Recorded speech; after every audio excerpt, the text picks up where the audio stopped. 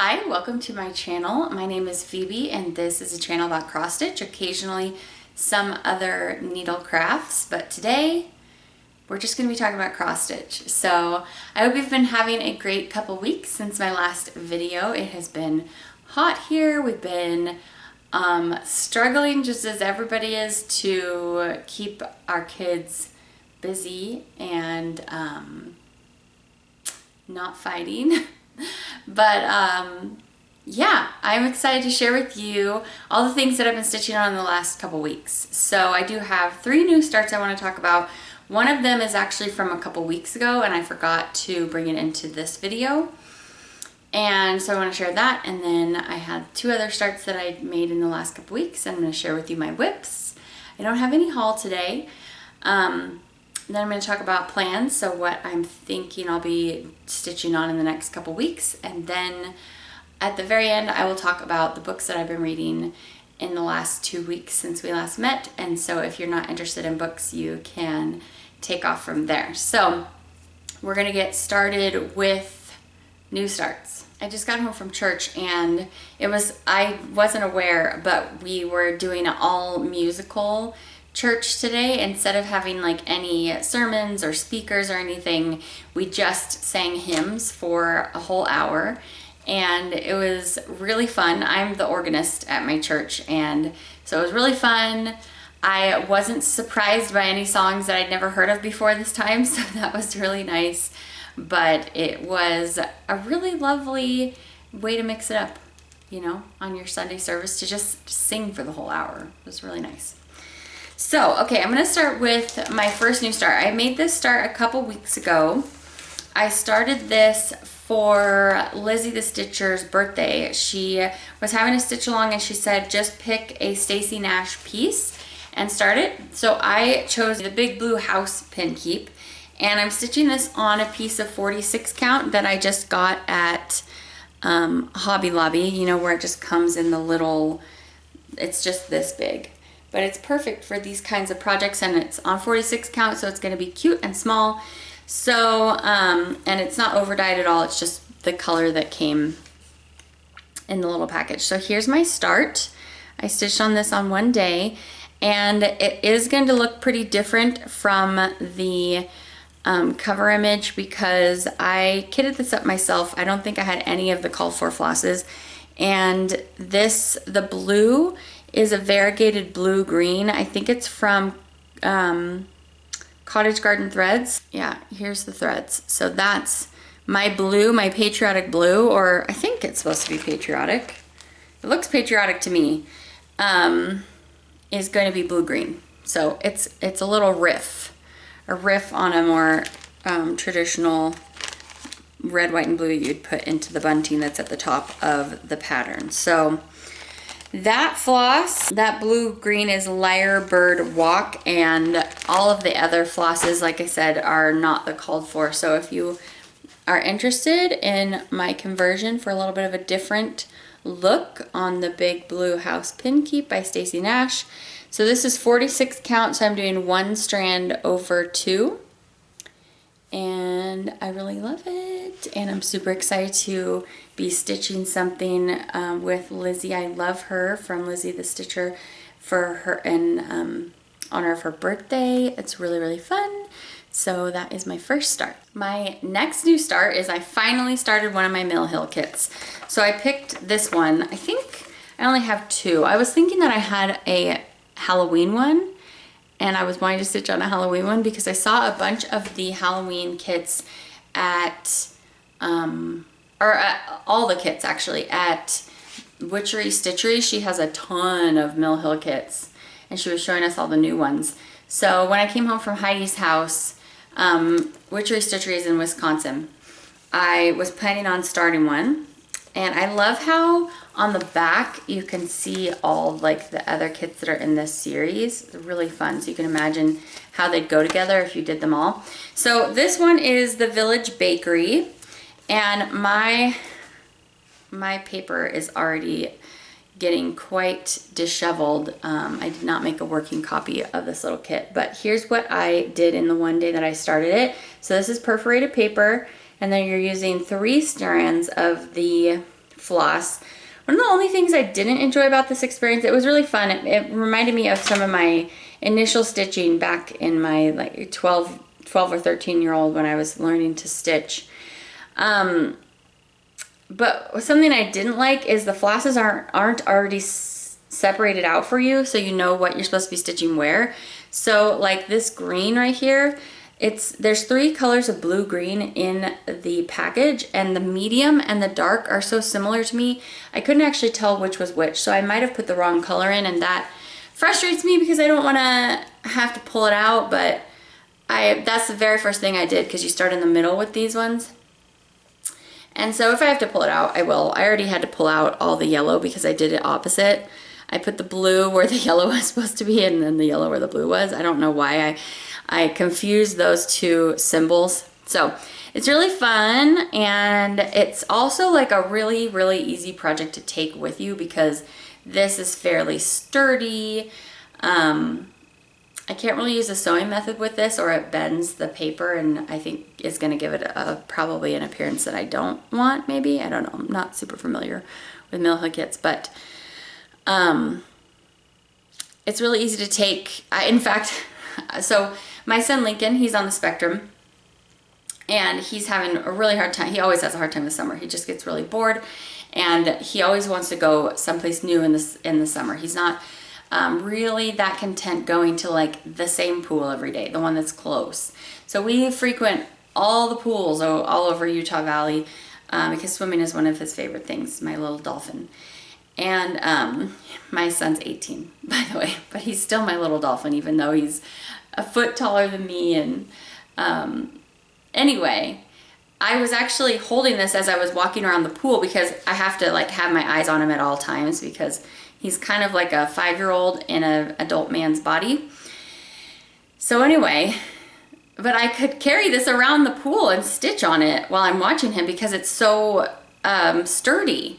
So if you're in a position where I am, where you love cross-stitching, you want to be cross-stitching all the time, but you are watching your kids at things that they're doing this summer because you're just like, you know, you're your children's full-time Uber driver and caregiver at all their things they're going to this summer.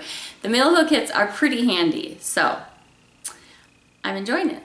My third start I'm really, really excited about. I forgot to mention, I think in my last video, that I was planning on starting this, but I started Florence Mary Dickenson with SarahsStitchySpot and Judy the Stitching Bunny, and this was their start that they had planned for their birthdays. They were both they were born a week apart on the same year, and they decided to, in June, and they decided to start Florence Mary Dickenson together. And it is such a beautiful project, as I'm sure you're aware of. But if you have never seen this project before,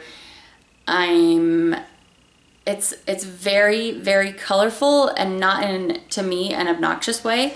And so I'm really excited to have gotten it started. And I picked a beautiful MPI silk to be doing all of this border, the deep green bordering in. And so these leaves are a different color than the vine, but I really love it. So this is one of the pieces that I dyed while I was at Heidi's house in Wisconsin in the middle of June or beginning of June. Anyway, so it's going to be really fun.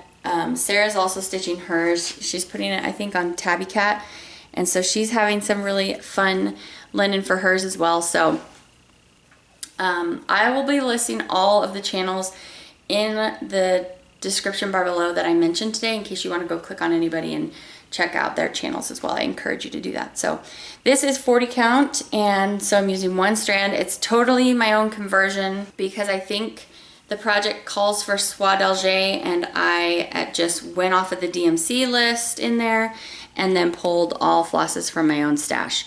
If it's on a card like this, that means it's a floss that I dyed myself, and then I have a whole mix of all of the things. So really fun. Look at these colors. I mean, if you are looking for a colorful, if you're a colorful stitcher girly or guy, this one is really gonna do it for you. So very, very excited to have that started with my buddy Sarah and with Judy, who I greatly admire. So Happy birthday, ladies. Excited to have this one in my whip pile. So I do have another YouTube Flosstube channel that I want to mention. Just since I'm mentioning channels right here, I did find another channel that I am loving.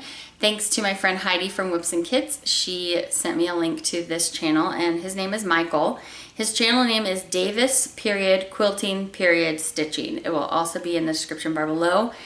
All of his projects are so beautiful, and in his Flosstube episode number 5 at the end, or before he gets to the quilting, which I admittedly didn't watch the quilting part, but kind of right in the middle, he does a hats pattern parade, and so beautiful. All of his stitching, I would stitch on everything, so definitely go check him out.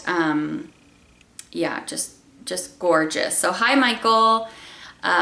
Really love what you're stitching on and excited to watch your next video. Okay, so we're gonna get into whips. So if you're unfamiliar with Flosstube terminology, you will hear all Flosstubers pretty much use the term whip, and that stands for work in progress. So this is something that's not a new start, but you haven't finished it yet. So my first work in progress from the last 2 weeks is I got out my Teresa Kogut hometown Sal, and I am actually a month behind. So in May, because of Mania, I didn't stitch on this on the 15th whenever Teresa releases a new pattern, a part of the pattern to her Patreon crew. So this was actually May's portion. So I have June's, I just haven't done it yet.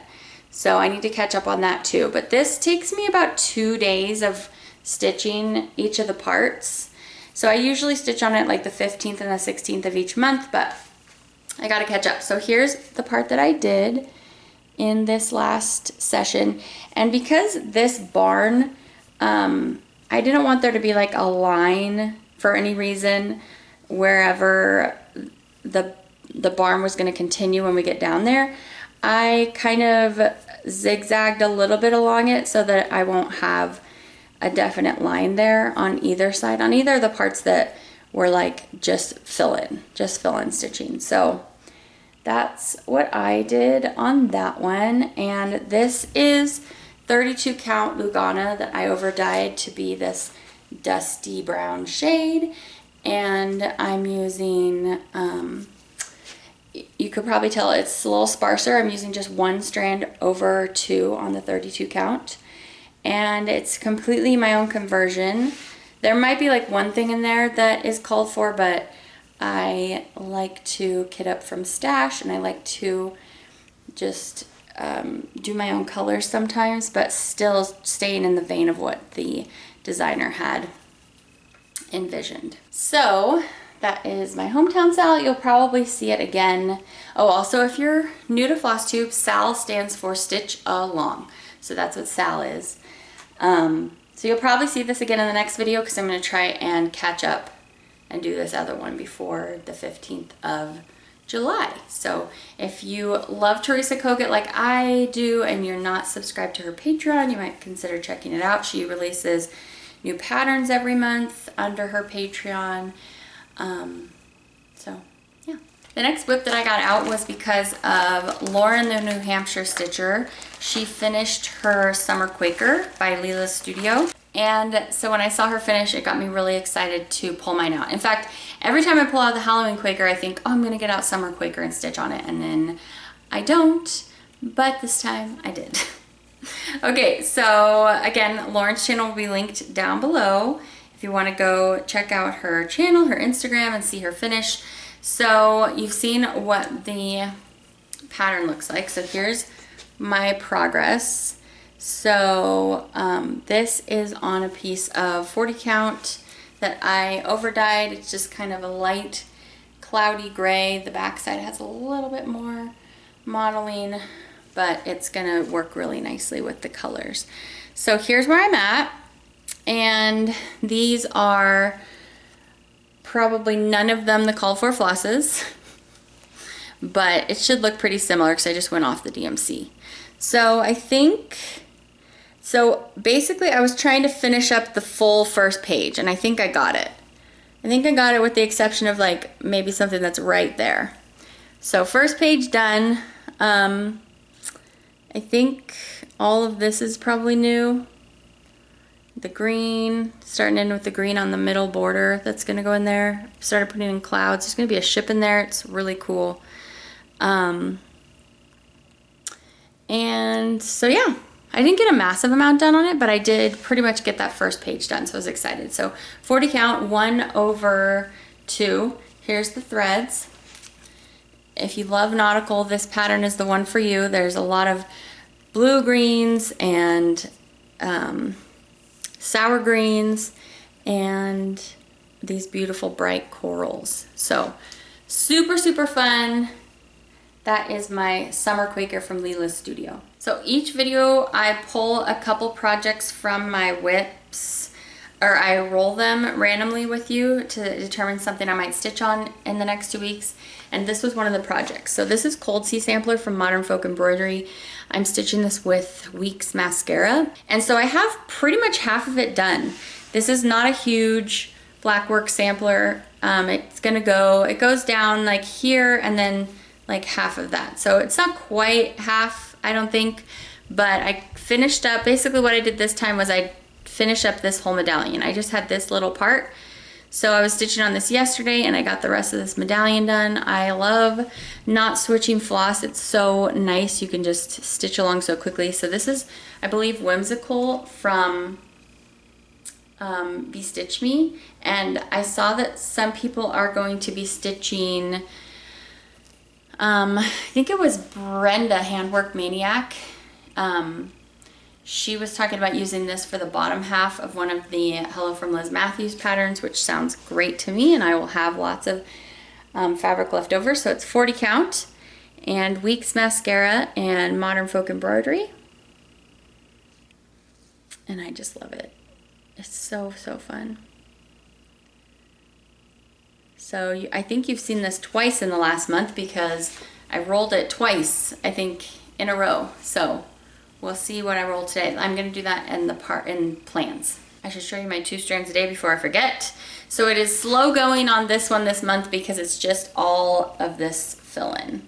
So since the last time you saw it, I just started filling in this sign, and I have to admit I did not stitch on this every day because this was not very exciting to me.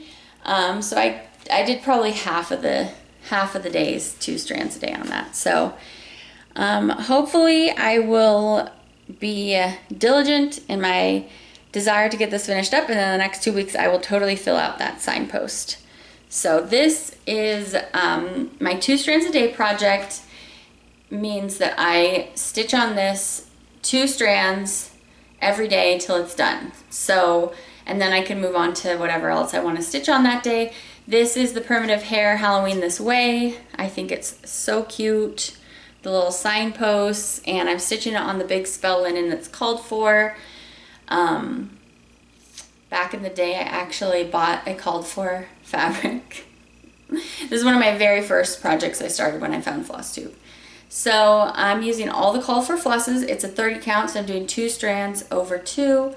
And yeah, I'm about to run out of witching hour, even though I got as much as it told me to. So I'm hoping I can actually finish out that sign.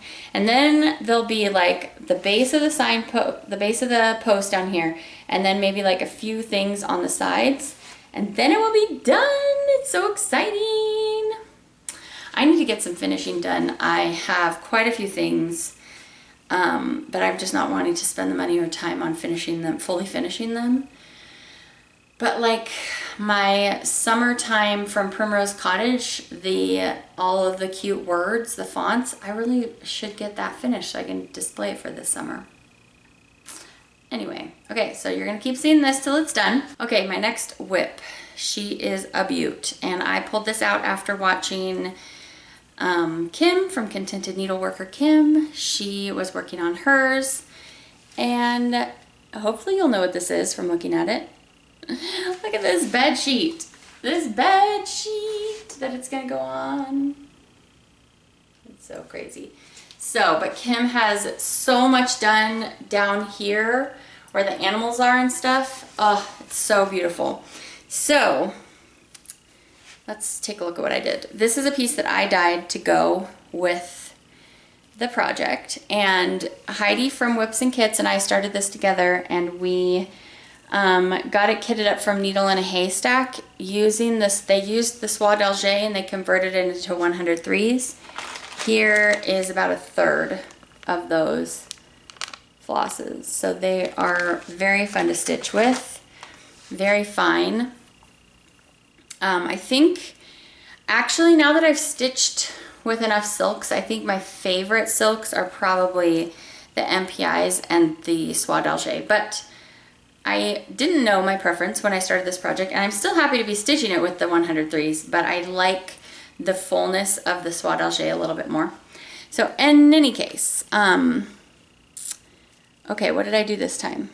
If you've been with me for a while, this will look new to you. I started in on this middle portion, but I'm not actually even sure what it is because I always have my patterns where I have the page I'm working on one side, and on the other side I have the thread list, the symbols, so that I can just flip back and forth. And so I didn't even look at what the pattern has right here, what this is, because this is the edge of a page.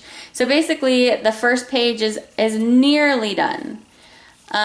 This is a lot of confetti-ish stitching. It reminds me of some of my full coverage pieces in here. It would be good to have in Markup XP because I do a lot of self-checking through here to be like, okay, have I got every stitch in there? Have I got them all? So in any case, I pulled this side out farther, and this is new. This is all new. And then I finished filling out, or I think this was mostly done, this big purple pink flower, but then this is all new from here down. So yeah, every time I get this out, I'm like, oh yeah, this project does take a lot of effort, because it's probably mostly because I need to have it in one of those apps that can help me keep track of what I've stitched and what I haven't. Honestly, that's probably one of the hardest things for me about this one. So I need to see if I photocopy it and I put it into that app, if I can get it to work. So yeah, but I really love all the colors, and it's just so fun. And whenever I see people working on this, I'm just like, oh, why do I not have this out right now? And then I get it out, and then I realize it's one of the things that's a little bit harder for me to stitch on, but that's okay. I still love it. And it will literally take me probably my entire life to fill the whole thing out, but that's fine, because as long as I'm enjoying stitching on it, that's the whole point. That's another piece of Flosstube terminology that I should explain in case you are new. 1/2 means one strand of floss, one strand of the floss you're stitching with, over 2 linen threads on your fabric. Okay, my next project is something that I stitch on the 21st of each month. My daughter Honor was born on the 21st, and this is a project she picked for me to stitch on her birthday. So what did I do this time? I think I filled in the middle of this flower right here, just the darker red, and then this is all new, and then this, and apparently I really didn't do that much, but that's okay.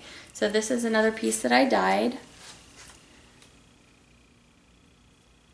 I thought it would look nice with these colors, which there's only like 8 colors. So there's 2 or 3 greens, there's 2 or 3 reds, then there's 2 or 3 golds, and 2 of the like mint aqua colors.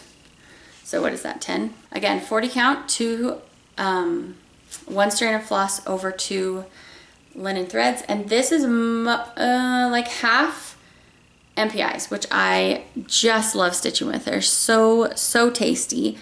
This is actually 3 colors of green, but the 2 lighter MPIs are so close in color, I can't tell to my eye that those are 2 colors of green, which I feel like is kind of a waste, but like, oh, just don't you love that border, how it crosses itself? Ah, it's so beautiful. So slow going on this, but that's okay, because I don't have like have a deadline pretty much for any of my projects, but I really like it. So what I did was I kitted it up from stash. I did have about half of the MPIs, and then I put in some other stuff. Like some of the minty light pistachios. I kind of put some more fun colors in there, I think, than were called for. So that'll be fun for me. 2 more whips left to talk about. So this one I stitched on the 25th of the month.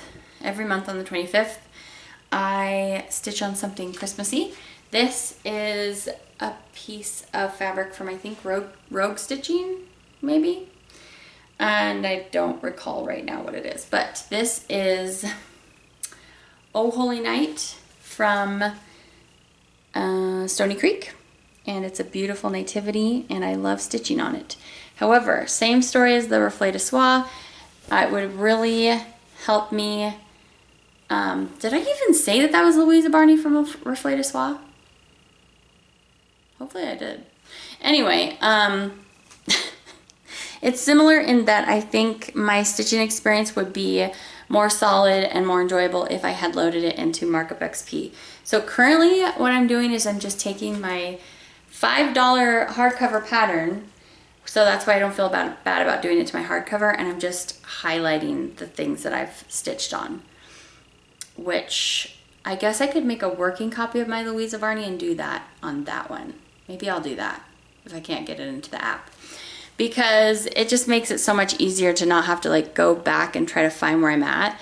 But when you're not stitching a sampler, lots of times it's really hard to figure out where you're at, and you're spending a lot of time figuring out if you've stitched something or if you're not in quite the right spot when it all just looks like folded over, you know, these folds of fabric. Okay, so this time, what did I do? This is new, I'm pretty sure, this dark green. And I put in some more of the sheep and probably this bottom part. But other than that, I don't really know that I did all that much on this. So this is using the Call for DMCs, and there are a ton of them. And this is, like I said, it's on the piece of overdyed fabric that I think I got from Atomic Ranch. And it's 40 count. And I really like it, but it is one of my more tedious whips.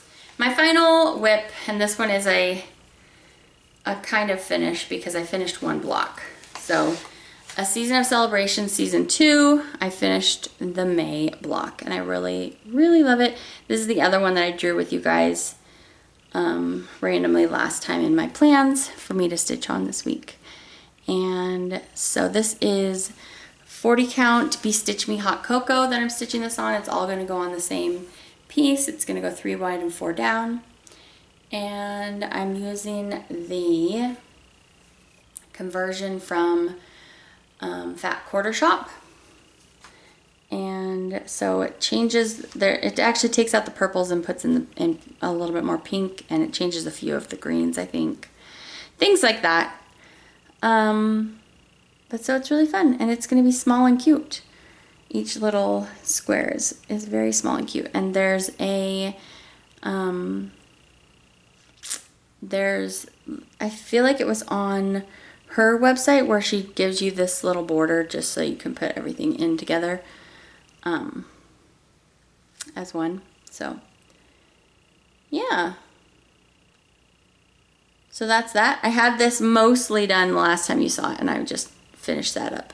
So I need to start June, but we shall have to wait and see what gets drawn in plans, which is what we're going to move into now. On certain days of the month, I have specific projects that I stitch on. So for example, today is the 30th of June, the last day of June, and on the 30th I stitch on a project for my other daughter's birthday, she was born on the 30th, and so I stitch on Blackberry House from Plum Street. So I will be getting that out today, so you'll definitely see some work on that. Then on the 4th, I will stitch on my Americana Sailboat Sampler, which looks like this. And that one is not as compelling of a stitch for me, so I may stitch on that one for a little bit. It depends on what our activities are that day. We have a barbecue to go to at 4, but besides that, I don't know. So we'll see how much stitching time I actually have, but I might start another patriotic stitch on that day. We'll see. Because I feel like I shouldn't, because I should finish the Americana Sailboat, but that one, I really like Artful Offerings, but that project just is not excite me to get it out. So that just happens sometimes. On the 7th, I normally stitch on my birthday stitch, but I finished it and I showed you in my last video my finish of vintage stitches. So I won't have anything to stitch on this 7th, but then next month on the 7th, I'll be starting my new Jeanette Douglas stitch for this year, starting on my birthday. If you want to start with me, I'm starting, I think it's the seaside stitches. So I've done the B stitches. I did that I started in 2022. Then in 2023, I started vintage stitches, and then this year I'm going to start this one. Is it the seaside stitches? Anyway, it looks like it's going to be a lot of fun, and if you want to learn new stitches, Jeanette Douglas teaches you in a very easy to follow way throughout the booklet.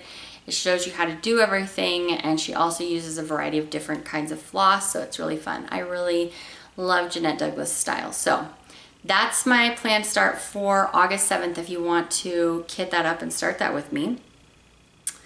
Okay, so then on the 10th, I will stitch on my anniversary stitch that I have with my husband. Pretty Little London is right here. And it's been a whole year now since we went, coming up on a year. We're close to, since we went to England and France. So I stitch on that on the 11th, and then on the 13th, I will pick something Halloween-y, and then that brings us to my next video. So that's everything for the next 2 weeks. It'll be today, on the 4th, on the 10th, and the 13th. So any days that are not those days, when I'm thinking of something to stitch and I don't have an idea for sure what I want to, so I got in the habit of picking some random projects while I'm here with you, so that I'll be like, oh yeah, I need to stitch on that before the next video. So I have the Pretty Random app, and so I just load in 24 because these are my 2024 manias. So number 11, and that one, ooh, that one's Halloween at Hawk Run Hollow. So this is my mania 2024. And everything that's in the darker purple is new to this list for this year. So Halloween at Hawk Run is new to this. It's not a new whip.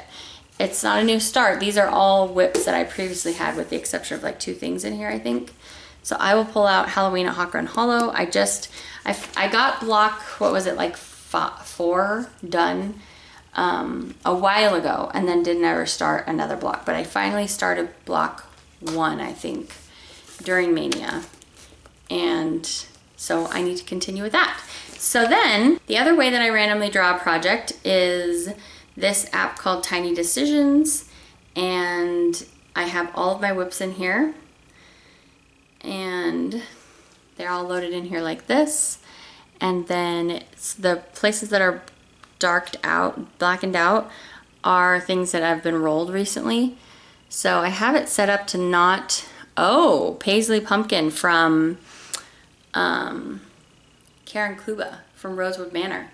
I haven't got that out for a while, so that'll be fun. So if you've never done a Rosewood Manor, she uses a lot of different floss, and she switches back and forth between them very frequently. So sometimes I can get like worn out of that really quickly, but that's exciting. See, I love pulling randomly because I wouldn't have thought, oh, I should stitch on Paisley Pumpkin this week. And then what happens is, as I'm randomly pulling out my older whips, it helps me reassess and be like, okay, do I still actually want to work on this? So you'll definitely see work on those projects that I just talked about in my next video. So that is the end of this stitching. I'm now going to talk about books, everything that I've been reading / listening to on my Audible. I don't physically read right now because I listen so much when I'm working. I own a nail polish company, and it's a lot of using my hands, and I can just pop a book in and listen and really enjoy that. Or while I'm doing chores, or while I'm out watching my kids at the pool, all the things. I love listening to audiobooks. So I go to my Audible account and I click on Listen History, and that's how I can figure out what I've been listening to. So that's what I'm going to talk about now. If you're not interested in books, I appreciate you joining me today. Don't forget to like and subscribe the video if you enjoyed it, and I will see you back in 2 weeks. So now let's talk about books. So if you like books, I love to hear your comments on what whips you're stitching on. I love to see your comments about what you've been reading as well, because I always love a great book suggestion. Okay, so most recent finish, I finished Gideon the Ninth. This was for free on my Audible Plus membership, and I'd seen people talking about this like maybe a few years ago, and I thought, oh, let me give it a try. So Gideon the Ninth, as you can tell by the picture, it's darker, but certainly not the darkest thing I've read. Like, most of the very dark things I've read are things like Karen Slaughter, where it's more like true life things that are happening to people. So this is a book about necromancy, and they gather these people together in this one area, and you think it's going to be more about necromancy, but it's actually more, it's like an Agatha Christie whodunit in space with necromancers there.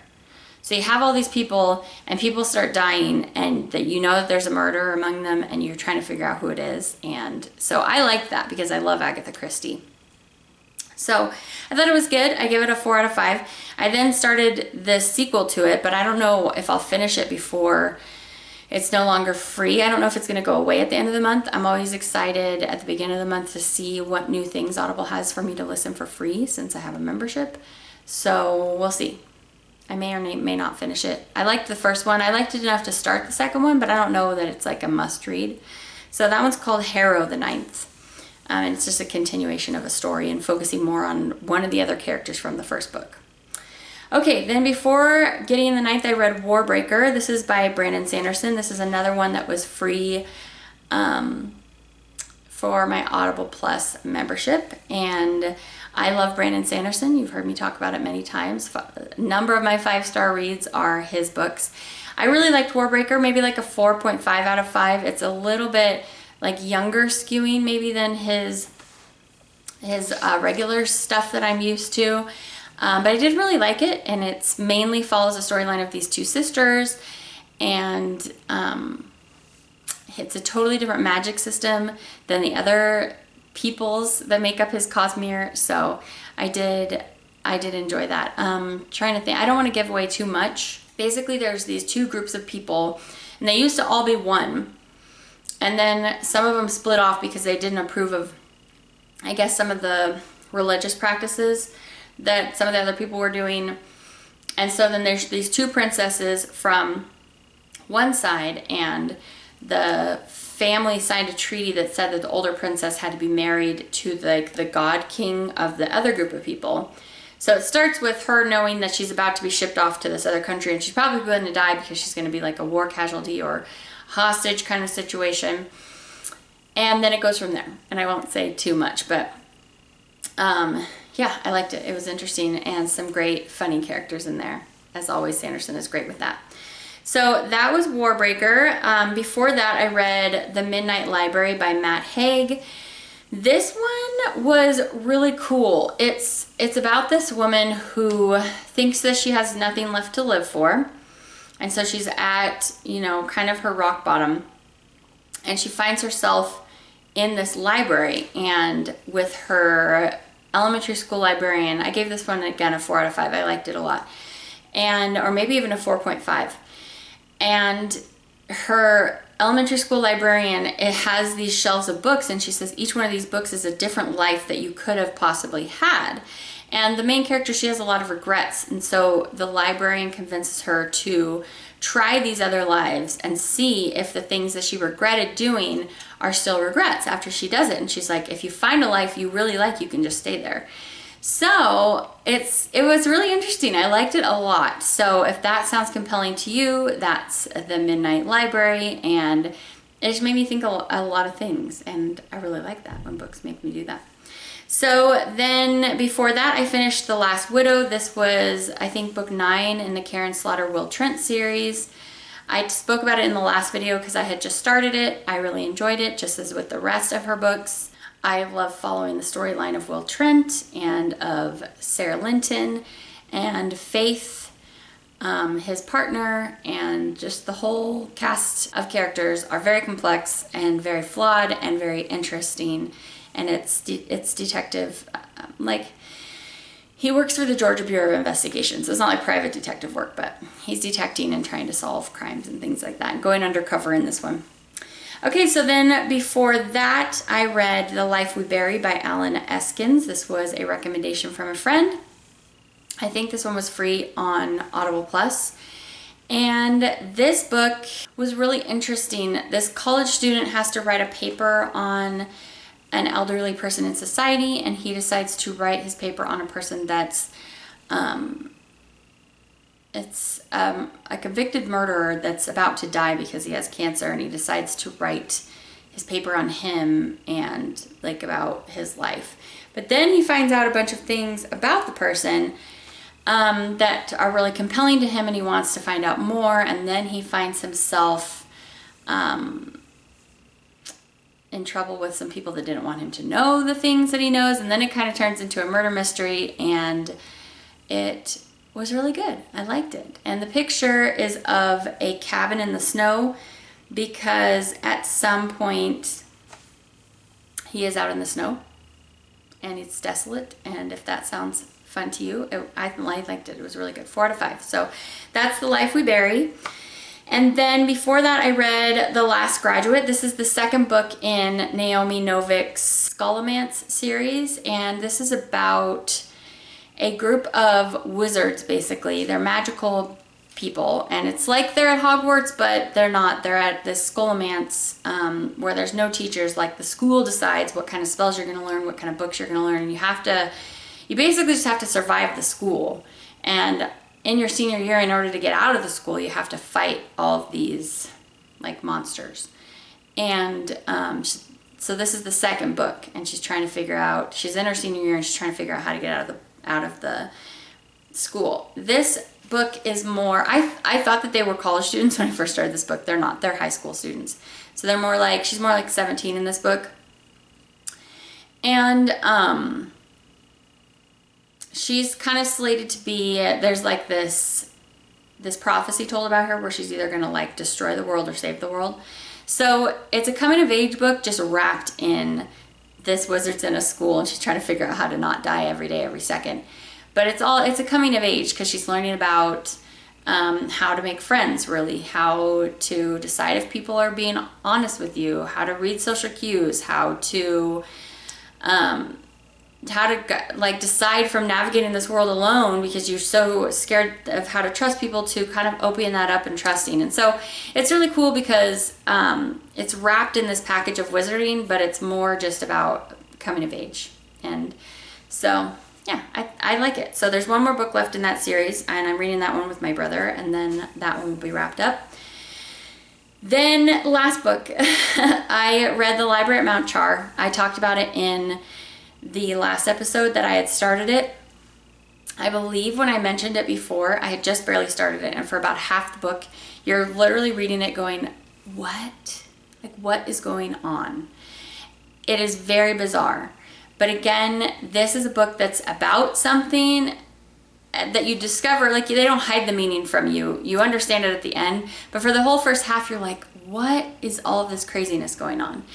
And then you go farther and farther along, find out people's like secret hidden motives, and then you start to be like, oh, and then at the end, these two characters come together and a lot of it's explained. But I really liked it. This one is like a 4.5, almost a 5. I was so surprised by how much that I liked this book. So if you started that book based upon me mentioning it last time and you just thought it was too weird, I really liked it. So it's the kind of book where I got to the end and I was like just thinking about a lot of things and about the cycles of life and my parents and my mortality and my kids, and just is a real thinker for me, and just the symbolism of a lot of things. So anyway, I recommend. But if you don't like bizarre things, you probably won't like that one. So that's everything I read in the last 2 weeks, and I really enjoyed everything. There were no stinkers in the bunch, so yay.